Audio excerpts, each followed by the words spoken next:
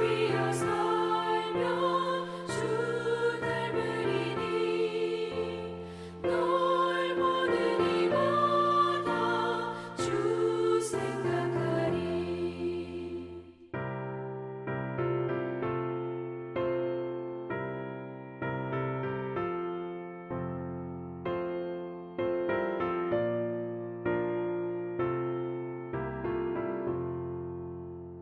너 성결케 위해 주 따라가고 일 다급하여도 다 멈지 말고 참 즐거울 때나 또 슬플 때나 너 주님만 믿고 늘 따라가라. 너 성결케 위해 늘 기도하며 내 소원을 주께 다 맡기어라.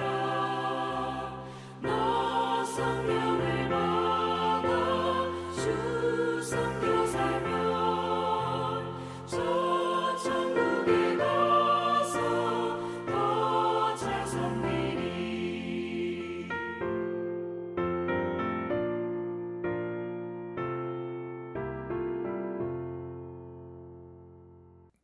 5월 1일 목요일 아침입니다. 오늘도 말씀의 빛 가운데 하루를 시작하게 하시는 하나님께 감사드립니다. 말씀을 통해 하나님의 법도를 따라 사는 삶에 참된 행복이 있음을 깨닫고 그 길을 기쁨으로 걷는 복된 하루가 될 수 있기를 소원합니다. 오늘 함께 묵상할 말씀은 시편 119편 1절부터 16절까지 말씀입니다. 성경에서 가장 긴 장인 시편 119편은 하나님의 말씀에 대한 깊고 풍성한 신앙 고백으로 가득합니다. 이 시의 저자는 여러 어려움 속에서도 주의 말씀을 뜨겁게 사랑했던 자입니다.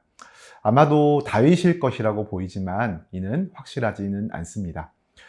시편 119편을 묵상할 때 우리가 매우 중요한 관점이 하나가 있는데 하나님의 말씀에 대한 사랑은 말씀하시는 하나님에 대한 사랑에서 비롯되어야 한다는 점입니다. 시인은 말씀 속에서 하나님을 인격적으로 만나고 사랑하기에 그분이 계시한 모든 말씀을 사랑하는 것입니다. 우리 오늘 본문에서 시인은 주의 율법을 따라 행하며 진심으로 하나님을 찾는 자의 복을 노래하며 청년이 자신의 행실을 깨끗하게 지킬 수 있는 유일한 방법은 오직 하나님의 말씀을 지키는 것임을 선포합니다. 이 말씀을 통해서 참된 행복을 깨닫고 우리 삶을 하나님의 말씀에 비추어 살아가는 그런 다시 한번 결단하는 그런 시간이 될 수 있기를 소원합니다. 우리 같이 오늘 말씀 읽겠습니다. 행위가 온전하여 여호와의 율법을 따라 행하는 자들은 복이 있으며 여호와의 증거들을 지키고 전심으로 여호와를 구하는 자는 복이 있도다. 참으로 그들은 불의를 행하지 아니하고 주의 도를 행하는도다. 주께서 명령하사 주의 법도를 잘 지키게 하셨나이다. 내 길을 굳게 정하사 주의 율례를 지키게 하소서. 내가 주의 모든 계명에 주의할 때에는 부끄럽지 아니하리이다. 내가 주의 의로운 판단을 배울 때에는 정직한 마음으로 주께 감사하리이다. 내가 주의 율례들을 지키오리니 나를 아주 버리지 마옵소서. 청년이 무엇으로 그의 행실을 깨끗하게 하리이까? 주의 말씀만 지킬 따름이니이다. 내가 전심으로 주를 찾았사오니 주의 계명에서 떠나지 말게 하소서. 내가 주께 범죄하지 아니하려 하여 주의 말씀을 내 마음에 두었나이다. 찬송을 받으실 주 여호와여, 주의 율례들을 내게 가르치소서. 주의 입의 모든 규례들을 나의 입술로 선포하였으며 내가 모든 재물을 즐거워함 같이 주의 증거들의 도를 즐거워하였나이다. 내가 주의 법도들을 작은 소리로 읊조리며 주의 길들에 주의하며 주의 율례들을 즐거워하며 주의 말씀을 잊지 아니하리이다. 아멘. 시편 119편은 히브리어 알파벳 순서에 따라 각 연이 시작되는 독특한 구조를 가지고 있습니다. 각 절마다 하나님의 말씀을 지칭하는 다양한 용어들, 즉 율법, 증거, 판단, 율례, 말씀, 법도, 계명, 약속, 이러한 말들이 계속해서 등장합니다. 이는 시인이 하나님의 말씀에 대하여 얼마나 깊이 묵상하고 있었는가를 보여줍니다.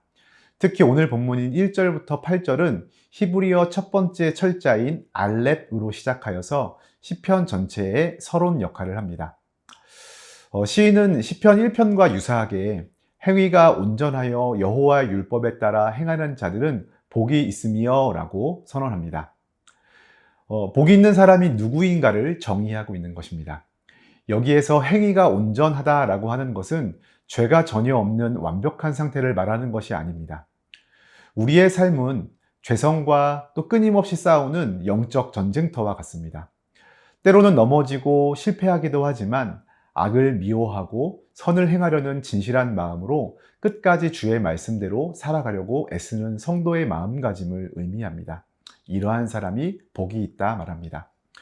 2절은 복 있는 사람의 또 다른 특징들을 말해주고 있습니다. 여호와의 증거를 지키고 전심으로 여호와를 구하는 자들은 복이 있도다. 하나님의 증거들은 하나님께서 자신을 계시하신 말씀, 즉 성경을 의미합니다. 복 있는 사람은 단순히 하나님의 말씀을 아는 것에 그치지 않고 그 말씀을 삶 속에서 지키려고 노력하며 무엇보다 전심으로 여호와를 구하는 사람입니다. 전심으로라고 하는 말은 마음을 다하고 뜻을 다하고 힘을 다하여 하나님을 찾는 것을 의미합니다. 이러한 사람에게 하나님은 참된 복을 허락하십니다. 시인은 이어지는 3절과 4절에서 또 복 있는 자의 삶의 모습을 구체적으로 묘사합니다. 그들은 불의를 행하지 않고 주님의 길을 걷습니다. 그리고 하나님의 법도를 굳게 지키기라고 명령하신 하나님의 그 명령을 따르기 위하여 노력합니다. 5절에서는 내 길을 굳게 정하사 주의 율례를 지키게 하소서라고 간구하며 자신의 힘만으로는 주의 율례를 온전히 지킬 수 없음을 인정하고 하나님의 도우심을 구합니다. 6절은 주의 모든 계명에 주의할 때 부끄럽지 않을 것이라고 고백하며 또 7절에서는 주님의 의로운 판단을 배울 때 정직한 마음으로 주님께 감사하고 찬양할 것이라고 말합니다. 마지막으로 8절에서는 주님의 율례를 지킬 것을 결심하며 자신을 아주 버리지 말아달라고 간절히 기도합니다. 이러한 모든 고백은 시인이 얼마나 하나님의 말씀을 사랑하고 그 말씀대로 살기 위하여 몸부림치며 하나님의 은혜를 간절히 구하고 있는지를 보여줍니다. 자, 이어지는 다음 내용은 9절부터 16절까지입니다. 히브리어 두 번째 철자인 베트로 시작하는 두 번째 연인데 시인은 여기에서 매우 중요한 질문을 던집니다. 청년이 무엇으로 그의 행실을 깨끗하게 하리이까? 주의 말씀만 지킬 따름이니이다.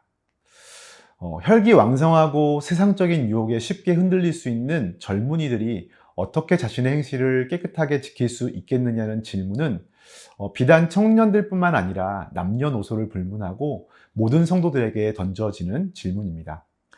세상은 온갖 죄악과 더러움으로 가득하며 우리는 매 순간 죄의 유혹에 노출되어 있습니다.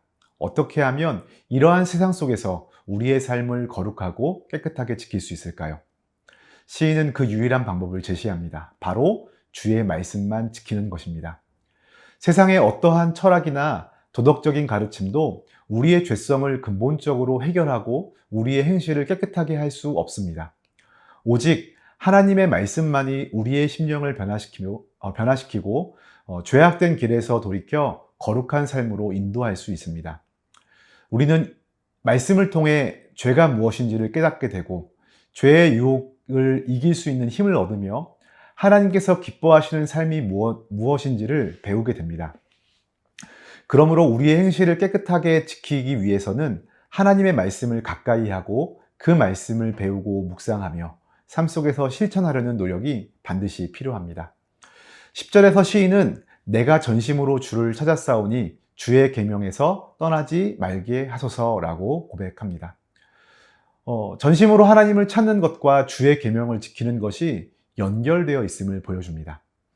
하나님의 말씀에 대한 사랑은 단지 말씀을 지적인 대상으로 여기는 것이 아니라 말씀하시는 하나님 그분을 인격적으로 사랑하는 것에서 비롯됩니다.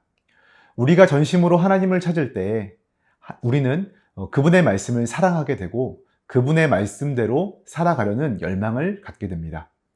그리고 11절은 너무나 유명한 구절이죠. 내가 주께 범죄하지 아니하려 하여 주의 말씀을 내 마음에 두었나이다. 시인은 죄를 짓지 않기 위해 하나님의 말씀을 자신의 마음속에 간직했습니다. 말씀을 마음에 새긴다라는 것은 단순히 암송하는 것을 넘어서 그 말씀의 의미를 깊이 묵상하고 삶의 기준으로 삼는 것을 의미합니다. 말씀이 우리 마음에 깊이 뿌리 내릴 때 우리는 죄의 유혹 앞에서 말씀을 떠올리고 말씀에 순종함으로써 죄를 이길 힘을 얻게 됩니다. 12절과 13절에서 시인은 찬송을 받으실 주 여호와여 주의 율례를 내게 가르치소서 내가 주의 입의 모든 규례들을 나의 입술로 전하리이다 라고 기도합니다. 주님의 율례를 배우고 그것을 다른 사람들에게 전하겠다라는 의지를 또한 함께 밝힙니다. 14절에서는 내가 모든 재물을 즐거워함 같이 주의 증거들의 도를 즐거워하였나이다 라고 고백하며 세상의 어떠한 부귀 영화보다 하나님의 말씀을 따르는 삶에서 더 큰 즐거움을 얻는다고 말합니다. 그리고 15절에서는 내가 주의 법도들을 작은 소리로 읊조리며 주의 길들에 주의하며 라고 고백하며 하나님의 법도를 묵상하고 그 길에 주의하는 삶을 보여줍니다. 작은 소리로 읊조린다라는 말은 깊이 묵상하는 것을 의미하죠. 시인은 단순히 말씀을 읽는 것에 그치지 않고 그 의미를 곱씹고 되새기며 자신의 삶에 적용하려고 노력했습니다. 마지막 16절은 나는 주의 율례들을 즐거워하며 주의 말씀을 잊지 아니하리이다 라고 고백합니다. 주의 율례를 즐거워하고 말씀을 잊지 않겠다라고 하는 강력한 결심을 드러내고 있는 것입니다. 이처럼 시인은 하나님의 말씀을 삶의 유일한 기준으로 삼고 그 말씀을 묵상하며 지키는 삶을 통하여 참된 행복과 즐거움을 누렸습니다. 사랑하는 성도 여러분, 시편 기자는 하나님의 말씀을 따라 행하는 자가 복이 있다라고 선언합니다. 우리의 행실을 깨끗하게 할 수 있는 유일한 방법은 오직 말씀을 지키는 것뿐이라고 강조합니다. 임마누엘 칸트는 내 위에는 별이 총총한 하늘이 있고 내 안에는 도덕 법칙이 있다라고 말했지만 우리 그리스도인들에게는 내 안에는 하나님의 말씀이 있고 내 삶의 길은 하나님의 말씀이 비춰준다라고 고백할 수 있습니다. 우리는 과연 하나님의 말씀을 얼마나 사랑하고 있습니까?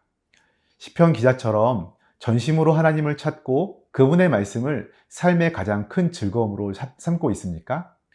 혹 세속적인 가치와 세상의 유혹에 흔들리며 말씀을 멀리하고 있지는 않습니까? 참된 행복은 세상적인 성공이나 소유에 있지 않습니다. 오늘 말씀이 분명히 이야기하죠. 오직 하나님의 말씀을 따라 살아가며 하나님과의 깊은 관계를 맺는 삶에 참된 행복이 있음을 저와 여러분에게 가르쳐주고 있습니다. 우리의 행실을 깨끗하게 지키기 위해서는 말씀을 가까이 하고 매일매일 말씀을 묵상하며 삶에 적용해야 합니다. 말씀을 마음에 새기고 죄의 유혹이 다가올 때마다 그 말씀을 떠올리며 죄와 싸워 이겨야 합니다. 때로는 넘어지고 실패할 수 있습니다. 그러나 실패할지라도 다시 하나님의 은혜를 구하며 말씀의 길로 돌아서야 합니다. 오늘 하루 우리는 시편 기자처럼 하나님 말씀을 더욱 사랑하고 그 말씀을 깊이 묵상하며 삶에 적용하기로 결단해야 합니다.